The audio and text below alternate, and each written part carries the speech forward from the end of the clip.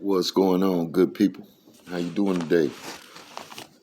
Coach's Corner for the day. Yo, talk about some sports. Let's go. Clippers Nuggets. Yeah, y'all saw that game. Well, some people saw it. Most people saw it. Y'all saw it.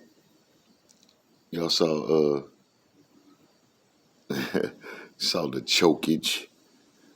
You know, yeah, we gonna have to start paying attention to how whack Doc Rivers is as a coach, man. Like keep it real.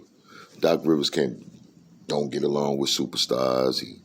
He don't he got this chip on his shoulder. I don't know what it is, man, but the man been a whack coach for me ever since I heard he didn't get Duncan for McGrady. Why you ain't get Duncan with McGrady? Cause the man asked for a private man. Come on, please. Y'all heard the story. He asked for a private jet or if his family could ride the jet. The man said no, and they lost Tim Duncan. Now the Magic don't got come on, man. The Magic didn't put Tim Duncan with McGrady and Grant Hill. That was whack. He had Kevin Garnett in his prime. Came over to Boston with Paul Pierce in his prime. Ray Allen in his prime. How many championships they win? One. And they lost one to Kobe with Paul Gasol. Okay, that's Doc Rivers, boy. That's Doc Rivers. Y'all gotta peep that, man. I'm tired of this man getting chance after chance. And it's weird.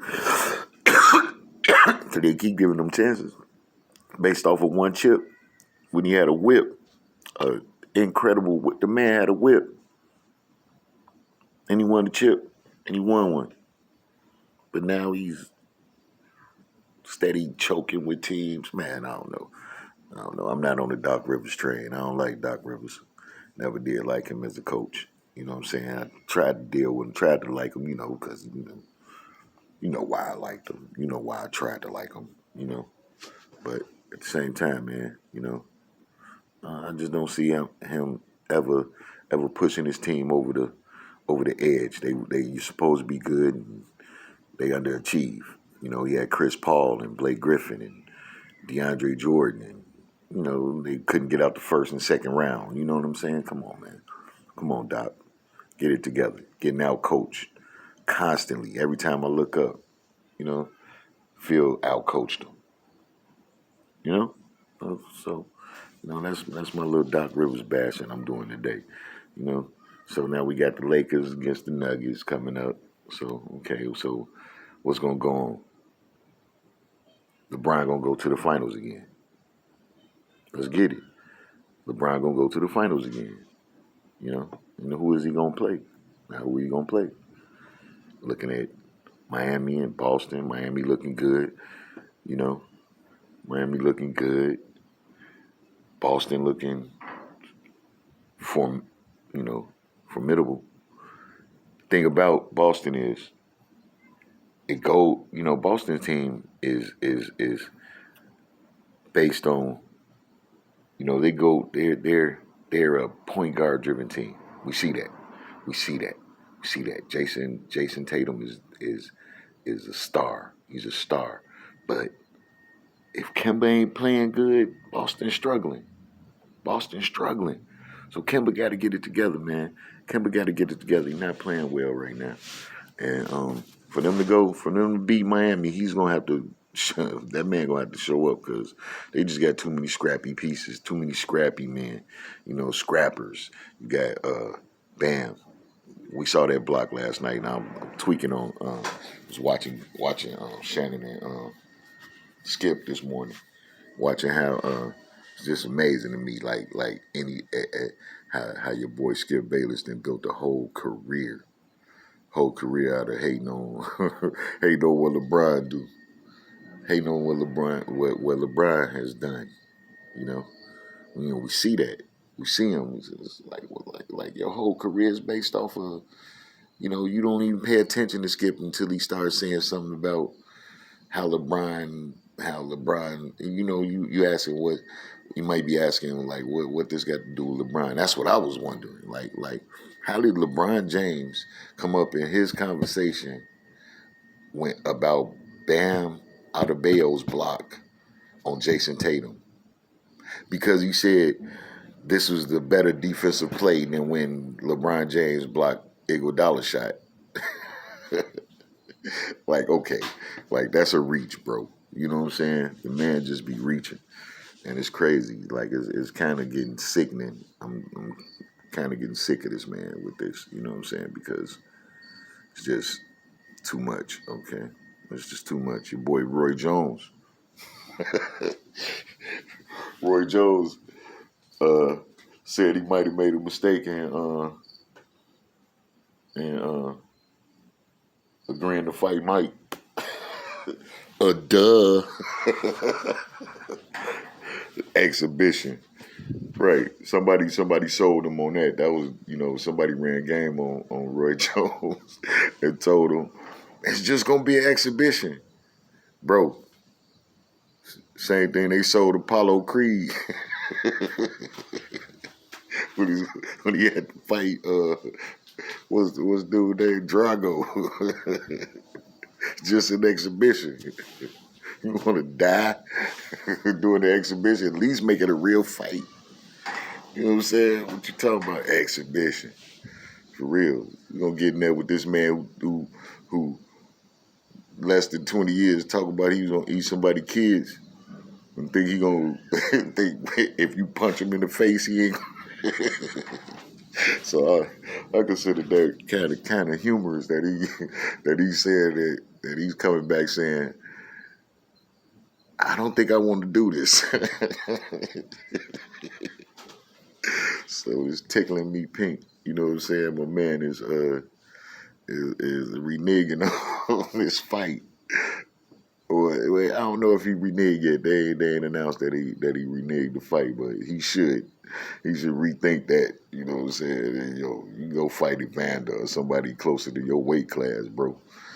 I'm not trying to, you know what I'm saying? Then you in your 50s. So what kind of decision? Who talked this man into fight Mike Tyson in his 50s? I don't care Mike Tyson in his 50s. You don't fight him in your 50s. You know what I'm saying? So that's tickling me. You know what I'm saying? This morning, looking at that. In Bear World, man. All right. Allen Robinson needs a contract extension. Now, what we gonna say about this? Allen Robinson wants a contract extension. Do you blame him? Do you blame him? Do you blame him? You got this man throwing the ball across the middle, you laying out for it, and the ball going over your head. You know what I'm saying? It's for real. He laying out, making catches, bringing in. I mean, he deserves his money. He deserves his money. And I'm tired of these teams acting like they ain't got the money or they can't restructure the contracts to make they players happy, to make players that's putting their life on the line for them happy. Come on, man. It's the NFL. Y'all got money. Y'all got the paper. You can restructure. You can structure contracts to make somebody happy, to fit them under the salary cap. Y'all just saying, you just telling people that he ain't worth what his production is. If I'm a number one receiver in this league, I should be getting paid like a number one receiver. Right? Makes sense. Especially if I'm a number one receiver and producing with a sporadic quarterback. Make him happy. You got to make that man happy. I mean, I don't understand. I understand the business. Understand the business aspect of okay, if we pay you, we can't pay someone else. Or we can't pay anyone else in the future. So who are you allocating money for? Are you setting money aside money to pay Trubisky? Really? Really? That's what that's why you don't want to pay Allen, because you may have to pay Trubisky. Does that make sense? Do that make sense? Is that the only thing that they could be doing in the aspect of not paying them, not giving them, or at least giving them a contract extension offer that's not a joke? Like people are dumb, or like you don't have representation to let you know that this is not your fair market value. This is not fair. This is not what you are earning. What you are earning. I don't know. Y'all get in the comments and y'all tell me what y'all think about that. Give me the numbers or give me something to make it make sense to where. Give me numbers or something to make it make sense that the Bears wouldn't pay their top receiver and make him happy. This is the age-old Chicago problem, man. It's crazy. You know, so that's crazy to me. So look, now we got what's coming up this year. Oh, Big Ten football announced. Big Ten football announced that they're returning. You know, good, good, good.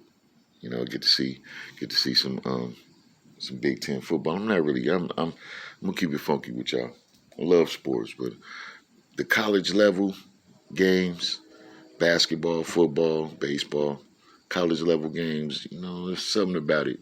Something about the fact that it's that that it's away from the purity of the game. Like it's so big business, yet and still players aren't professional, so they aren't paid. So it's a step under professional.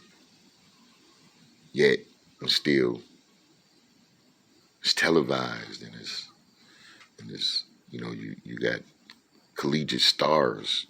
Boys are stars when they're in college. But it's some area about it, some area about the game. So I don't know. I don't know. I loved it, but of late, maybe the past 10 years, I haven't really been a huge college sports fan. You know, something about college that is you you lack the purity. You lose the purity of what was what was youth football in high school. Even though they're starting to get a lot more commercialized and a lot more monetized in that sense with college and with high school and youth football. It's starting to become sickening in itself. But it's something about the bridge or the segue from high school to professional sports that college is that just is unsettling with me, and it's hard to really enjoy the games knowing what's going on in the sport. You know, knowing the politics that take place in college sports is kind of sickening. Um, so that's my morning recap of what's going on in the world of sports. So uh, if y'all agree with what I'm saying, or y'all don't agree with what I'm saying, or you got comments about what I'm saying, feel free to comment in the comment section, and y'all hit that subscribe button so we can get more videos to y'all. And we'll see who want to rock with me, and my morning recaps. That's what I call these. My morning cap, my morning caps. Yeah, that's what we gonna call that. So y'all keep checking. Y'all keep checking in. We gonna talk about some more things. Things in sports, things in the media. Right now we just warming up and plan on getting better and getting better, and hitting y'all with more and more information and talk sports, and it's Coach's Corner Show. So Coach Norm, up and out. Holler at y'all later. Peace.